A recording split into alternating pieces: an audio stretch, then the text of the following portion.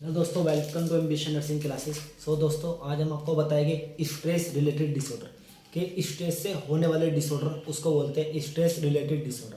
तो जो stress related disorder होता है ये एक क्या होता है, न्यूरोटिक का टाइप होता है stress related disorder. Stress related disorder के स्ट्रेस से होने वाला डिसऑर्डर उसको बोलते हैं स्ट्रेस रिलेटेड डिसऑर्डर। अगर कोई भी आदमी है तो उसको मतलब कि कोई आदमी है उसको स्ट्रेस से होने वाला जो डिसऑर्डर बोलते हैं उसको बोलते हैं स्ट्रेस रिलेटेड डिसऑर्डर। तो स्ट्रेस दो तरीके से हो सकता है आदमी का। स्ट्रेस दो तरीके से हो सकता है, अगर कोई भी स्ट्रेस हो दो तरीके से होता है। एक होता है जो एक स्ट्रेस होता है दैट अफेक्ट एवरीवन। एक स्ट्रेस ऐसा होता है जो अफेक्ट करता है हर एक आदमी को। दैट अफेक्ट एवरीवन उसको बोलते हैं दैट अफेक्ट एवरीवन के हर एक आदमी को जो स्ट्रेस में लाते हैं उसको बोलते हैं दैट अफेक्ट एवरीवन। एक होता है एक स्ट्रेस ऐसा होता है दैट और नॉट अफेक्ट एवरीवन और नॉट अफेक्ट एवरीवन कि हर एक आदमी उससे स्ट्रेस में नहीं हो सकता। कोई किसी को स्ट्रेस हो गया किसी को नहीं हुआ, उसको बोलते हैं that are not affect everyone के जो किसी को स्ट्रेस दे और किसी को ना दे। मतलब कि मान लीजिए अगर 100 आदमी है तो 100 में से 50 को हो सकता है और 50 को नहीं हो सकता। उसको बोलते हैं that are not affect everyone कि इसमें हर एक आदमी अफेक्ट नहीं होगा। इसमें अगर 100 बंदे हैं तो 100 के 100 में से उसको स्ट्रेस 100 के 100 आदमी को स्ट्रेस होगा। उसको बोलता है दैट आर अफेक्ट एवरीवन कि ये हर एक आदमी को अफेक्ट करता है। और इसमें क्या होता है, इसमें सिर्फ जो अफेक्ट डालता है वो 50-50% चांस होता है कि किसी को हो सकता है और किसी को नहीं हो सकता। उसको बोलते हैं दैट अफेक्ट आर नॉट और दैट अफेक्ट एवरीवन। तो बात करते हैं कि अफेक्ट एवरीवन के कौन सा ऐसा स्ट्रेस है किस कारण हर एक आदमी को स्ट्रेस हो सकता है। तो एग्जांपल लेते हैं कि किस तरीके से हर एक आदमी को स्ट्रेस होता है। किसी का रोड ट्रैफिक एक्सीडेंट हो गया, आरटीए रोड ट्रैफिक एक्सीडेंट हो गया, तो उसमें चांस है कि हर एक आदमी को स्ट्रेस हो सकता है। किसी का मतलब कि किसी को कैंसर हो गया, उसको भी मतलब कि अगर किसी आदमी को कैंसर हो सकता है कि भाई तुमको कैंसर हो गया तो उसको स्ट्रेस हो सकता है। हर एक आदमी को इसमें स्ट्रेस हो सकता है। किसी को एचआईवी हो गया हो उसको भी क्या नाम स्ट्रेस हो सकता है। किसी को आदमी को अगर एचआईवी हो या कैंसर हुआ या रोड ट्रैफिक एक्सीडेंट हुआ या किसी का सेक्सुअल असॉल्ट हुआ या किसी पेशेंट का सेक्सुअल असॉल्ट हुआ, उस कंडीशन में कि हर एक आदमी को उसमें क्या हो सकता है, हर एक आदमी को स्ट्रेस होने के चांसेस है। इस इन केस में road traffic accident, cancer, HIV, sexual assault एक कंडीशन होती है कि हो भी सकता है और हो भी नहीं सकता। इसमें 50-50% चांस होता है कि हर एक आदमी को अफेक्ट भी कर सकता है और ये नहीं भी कर सकता। जिस तरीके किसी के लॉस ऑफ जॉब, अगर किसी की जॉब लॉस हो गई तो उसमें ये थोड़ा है कि हर एक आदमी इसमें स्ट्रेस में चला जाएगा। अगर कोई फाइनेंशियल अच्छा है तो वो नहीं होएगा इसमें स्ट्रेस में, अगर कोई फाइनेंशियल अच्छा नहीं है तो वे क्या हो जाएगा, उसको स्ट्रेस हो सकता है। एक होता है फाइनेंशियल के मुताबिक उसको स्ट्रेस हो सकता है, या किसी की जॉब लॉस हो गई या किसी का मतलब कि बिजनेस में लॉस हो गया।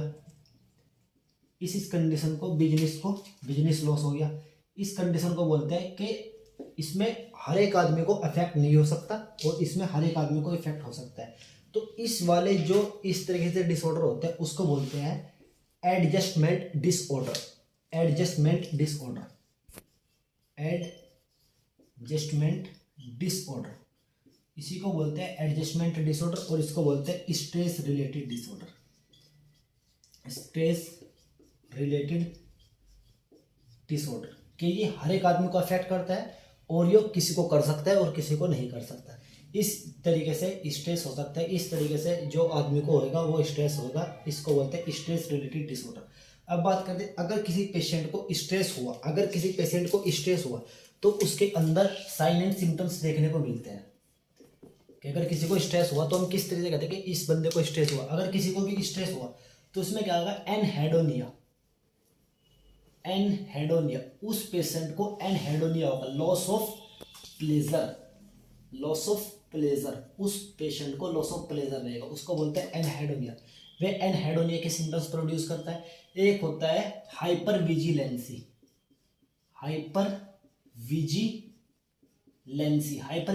का मतलब क्या होता है, विजिलेंस का मतलब होता है सावधानी और हाइपर का मतलब ज्यादा, कि ज़्यादा सावधानी बरतना। एग्जाम्पल लेते हैं, अगर किसी का मतलब कि किसी का घर चोरी हुई, एग्जाम्पल लेते हैं कि मेरे पड़ोस में कहीं चोरी हुई और चोरी होने के बाद उसमें क्या हो, उस कारण मुझको स्ट्रेस हो गया तो मैं क्या करूँ, मुझको एनहेडोनिया होएगा।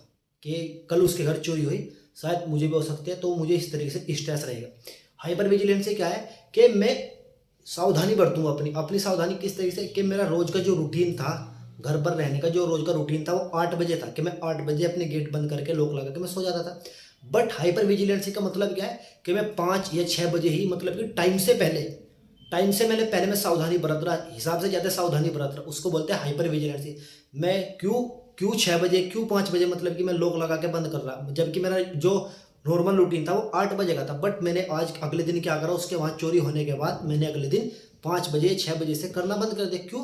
क्योंकि मुझको स्ट्रेस हो चुका। क्यों हो गया? क्या क्यों? वहाँ पर चोरी हुई, मेरे पास ना चोरी हो जाए, मेरे घर चोरी ना हो जाए। इसी को बोलते हैं हाइपर विजिलेंसी, के हिसाब से ज़्यादा सावधानी बरतना, कि टाइम से पहले अपना काम करना, टाइम से पहले सावधानी बरतना, ज़्यादा सावधानी बरतना, उसको बोलते हैं हाइपर विजिलेंसी। अगर किसी को भी स्ट्रेस हुआ तो वो हाइपर विजिलेंसी सिम्टम्स प्रोड्यूस करता है, एनहेडोनिया सिम्टम्स प्रोड्यूस करता है।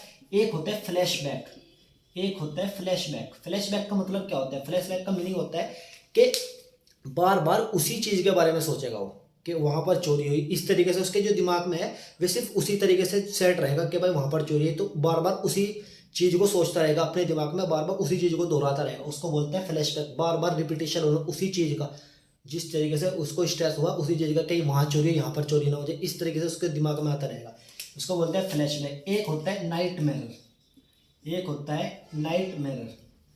नाइट मिरर का मतलब क्या होता है? नाइट मिरर का मतलब होता है कि नाइट के समय में उसको क्या नाम, डरावनी सपने आना, डरावनी सपने आना। अगर जिस तरीके से वहाँ पर चोरी, तो उसको उससे ही रिलेटेड सपने आएंगे कि वहाँ पर चोरी, इस कारण उसको स्ट्रेस हुआ, इसी कारण उसको जो जो भी डरावनी सपने आएंगे ना, वो इससे रिलेटेड आएंगे कि वहाँ पर चोरी हुई। उसको आएगा कि यार वहाँ पर मामू के घर या फूफे के घर, इस तरीके से उसको डरावनी सपने कि यार वहाँ पर चोरी हो गई, इस तरीके से उसको सपने आएंगे नाइट में, जो डरावनी सपने को उसको बोलते हैं नाइट मिरर्स, के इसी स्ट्रेस से रिलेटेड उसको सपने आएंगे कि जिस तरीके से वहाँ पर चोरी है तो वहाँ पर ना हो जाए, वहाँ पर हो जाए, इस तरीके से उसको सपने आते रहेंगे बार बार, कहीं वहाँ पर हुई कहीं वहाँ पर हुई, उसको बोलता है night mirrors.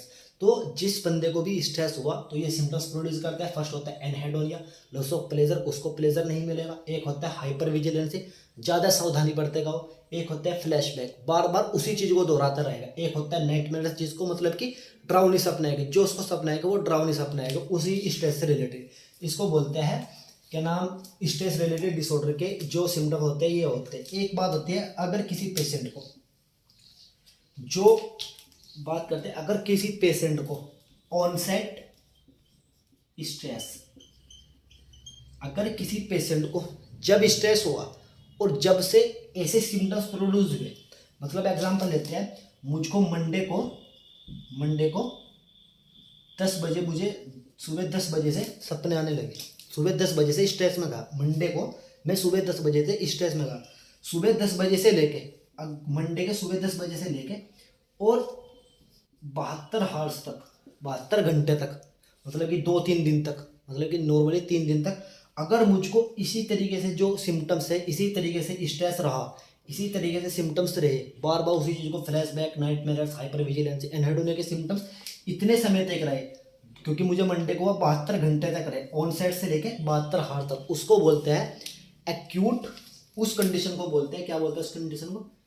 Acute stress reaction disorder.